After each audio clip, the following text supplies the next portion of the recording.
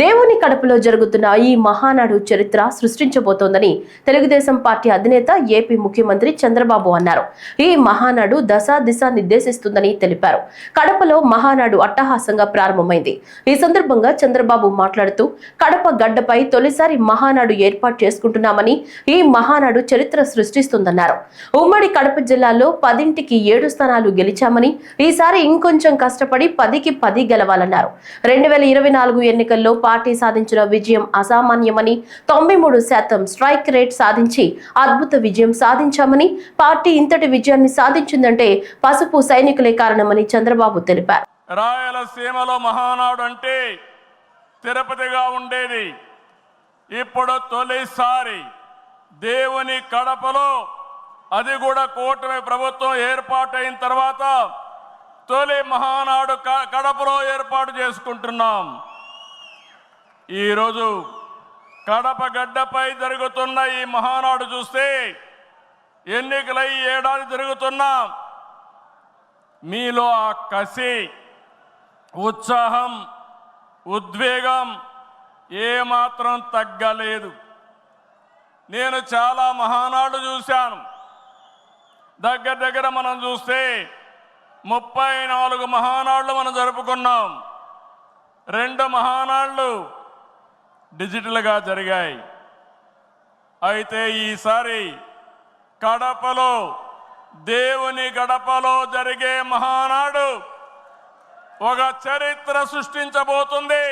సువర్ణాక్షరాలతో ఆంధ్రదేశ రాష్ట్ర ఆర్థిక పరిస్థితి ఒక దిశ నిర్దేశిస్తుందని చెప్పి తెలియజేసుకున్నా. ఈరోజు చల్లని వాతావరణం.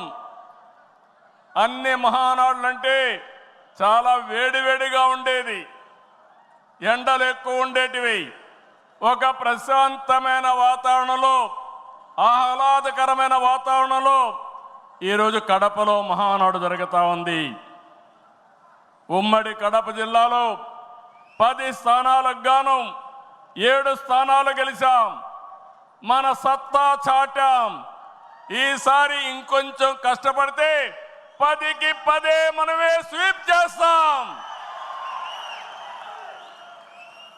రాయలసీమ ప్రజలు అద్భుత చైతన్యంతో ఈసారి ఇచ్చిన తీర్పును గౌరవిస్తూ వారికి ధన్యవాదాలు తెలపడానికి కడపలో మహానాడు పెట్టాలని నిర్ణయించాం.